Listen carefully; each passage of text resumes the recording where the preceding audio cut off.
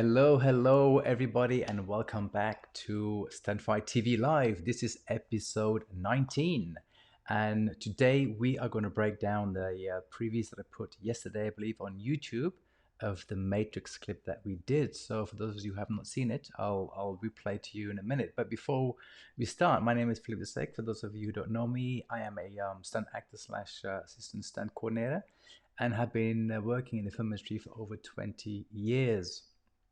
My passion is to teach actors how to do their own action, and I run online courses as well that will show you on how actors can best perform their own action. So you can go to my website at www.actionmoviemakerstraining.com for more info. But for now, before we start, I'll just play this.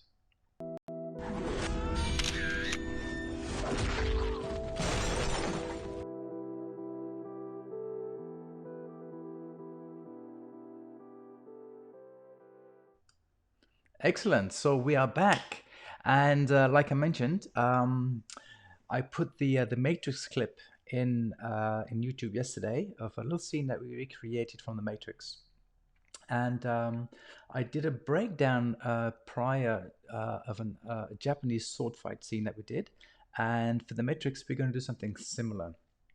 And if you have any questions, please, along the way, please be free to ask anything you want.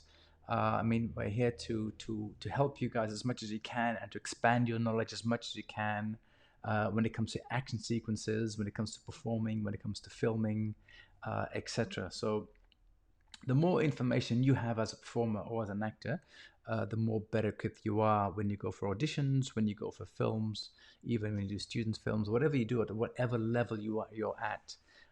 It will just increase your skills, your ability, and also getting more work, basically, you know. And when you know, it's a small world in movie industry, and when you do know what you're doing, when you do have all those skills, the word travels extremely fast. So before we do a breakdown, let's have a look at the scene again one more time, and then we'll break it down a bit further.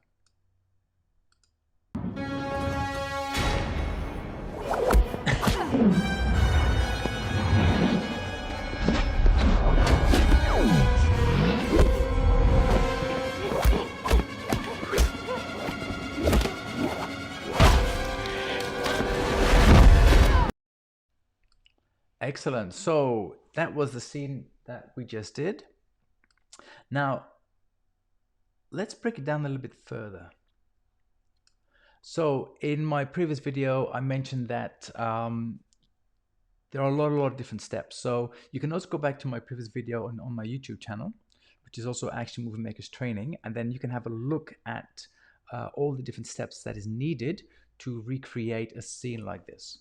Okay, so one of the points that I made out was that so lenses, what lenses are going to use? So as you can see here, we have the actual footage.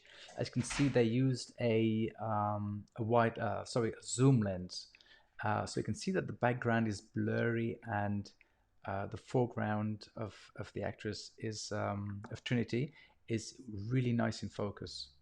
As you can see, what we did here with our shot of Jazz, because I used my little pocket camera, my action camera, it's a really wide lens. So as you can see, that image is slightly rounded. Okay, so to replicate this shot, we actually used the wrong lens. So that's the first point. But there are ways in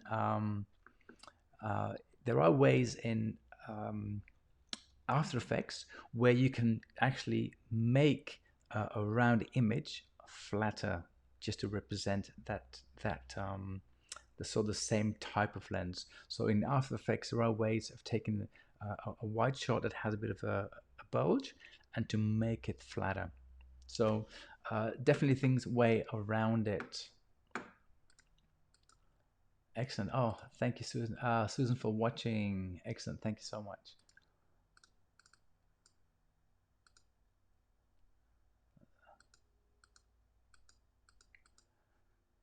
Lovely. So let's carry on.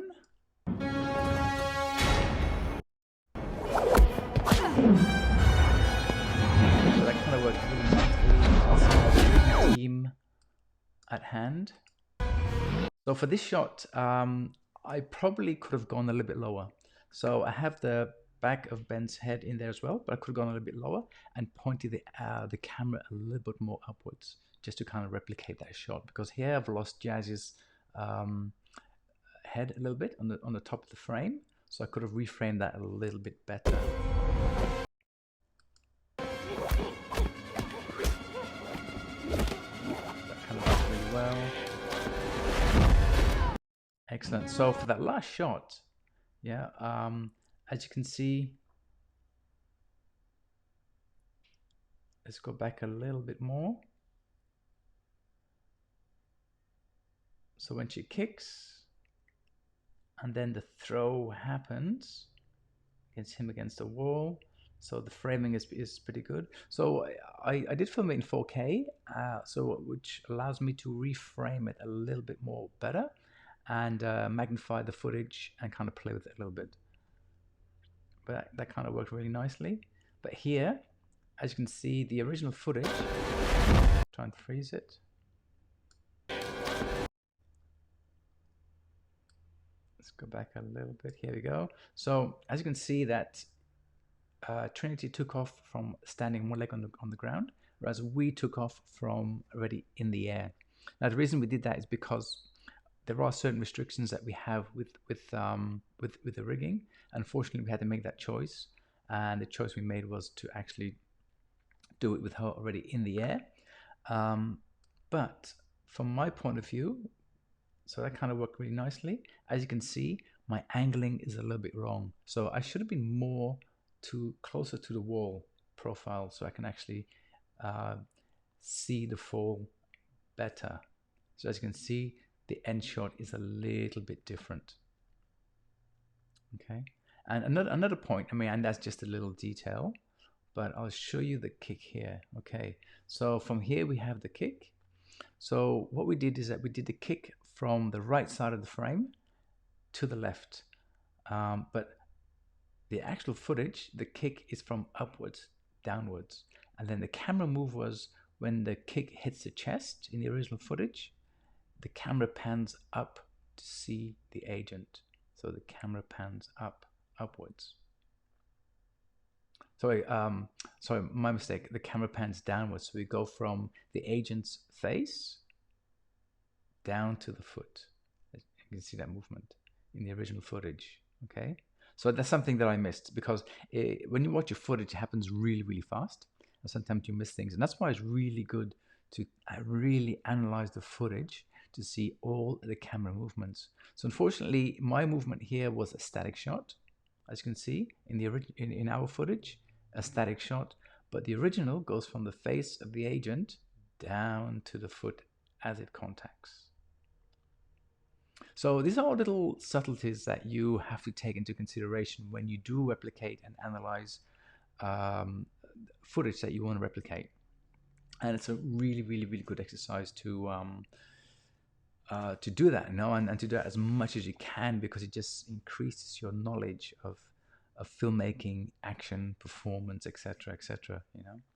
So something else that we also did, as you can see, all right, is that we got rid of a lot of the wires. So as you can see here on Jazz's left, so right hand side of the screen, the wires are gone, and we eliminated a lot of the wires in the shot. So here as well, as you can see, the wires are gone. There is a bit of shadow from Jazz, but I got rid of the wires. So what I'll do next, I'll show you a little video that I did on how to remove the wires in After Effects. So I'll play that footage now. Hello everybody and welcome back. So we are going to quickly show you a quick way of removing the wire. So we are reconstructing the scene out of the Matrix with Jazz and Ben. So I'll show you the initial scene again. So as you can see, we've got wires in the scene that we want to get rid of. And I'll just take you through some of the video. As you can see here as well, we've got wires where Jazz is attached to. Here as well, we can see them there too. Excellent. Cool. So I'll just show you a quick technique to remove the wires. So I've already done some wire removal here, as you can see, from this one here. Let's go back to the initial one. So we'll do the wire removal in After Effects. So I'll go to the scene. Let's go through here and just see if everything is okay. Yeah, that's all good. The wires have been removed here. We do have a bit of shadow of jazz as well in the background, but that's okay. Here we go. So we've got some wires here that we want to get rid of. So I already got rid of the partially the wires on her right hand side, but it still needs a bit of perfecting. So first thing we want to do is make sure that we go to the start of the scene. So this is the first frame of the scene. Then in After Effects, I will go to Effects and Presets, and I'll type in wire. And I'll take a simple wire removal and put it into, so press V so I can grab it and put it onto the frame. So as you can see, I've got 2 points, my point A and my point B, which reflects here in my window.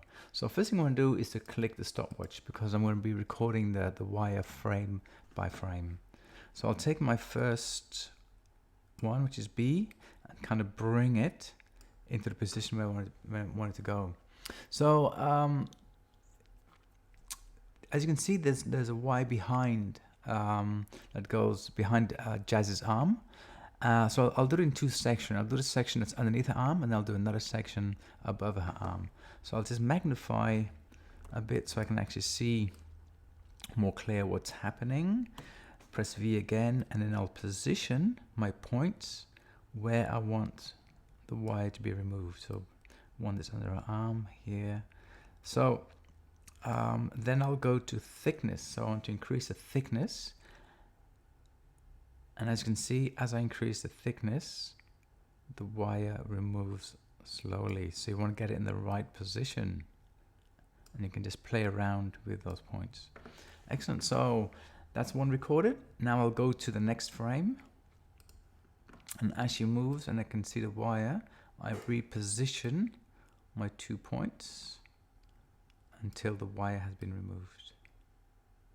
Now we have a plain background, which makes it a lot easier. If you have a background that's a bit more challenging, a tree or with different colors or shapes, then it can be a little bit more challenging. So when you're doing wire stuff, to try and have plain background is the best thing. And a little trick that I do sometimes is to slightly overexpose the footage just a little bit, because when you overexpose the footage and with the lighting, you can sometimes in camera kind of get rid of the wires already, or partially get rid of them. So when you do it in post, it makes it a little bit easier. Then we go to the next frame, reposition my 2 points, and we'll just keep going until we've gone through the whole sequence. Let's do a couple more, just so you get an idea. As you can see, as I move the point, you can see the wire being revealed. As I move it into position, the wire disappears.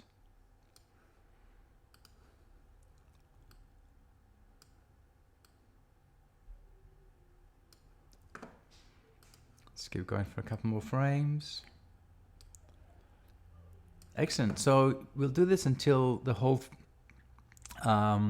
scene has been done, and then I'll repeat that section for the top one, for the top wire. And then once you do that, we'll just go through frame by frame and then just double check and see if everything is fine and if any little points need adjusting. Cool, excellent. So hopefully that'll give you a bit of an idea on how to remove wires. Thank you, and I will see you in the next tutorial.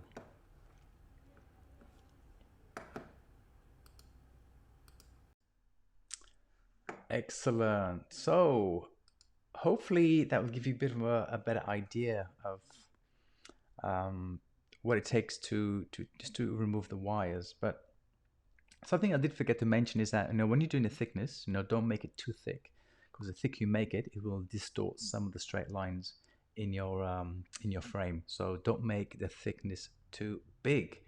Excellent. So thank you so much again. Thank you. I've got Susan watching as well. Thank you so much, Susan, for watching and supporting me in my lives and in my videos and all the stuff that I do. I mean, I really do appreciate what you do. And I've also got Angela watching as well. So thank you, Angela. She's always there for me, which is great. Thank you so much. So yes, that's it. So I hope you enjoyed this episode of Stunt Fight TV Live, episode 19. And let me just quickly see. Yes, so like I mentioned, as you can see on the screen, I also do online courses and I teach actors how to stunt fight like a pro on set. And I'll be doing a launch very, very, very shortly. So keep keep listening for my videos, keep looking at my videos, and I will reveal more of when um, these courses become available to the public.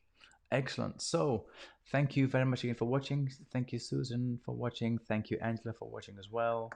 And yes, appreciate you all for supporting me in this amazing journey. And I will see you in my next video. So thank you. Have a good day. Have a good morning, evening, or afternoon, wherever you are from. And I will see you in my next video.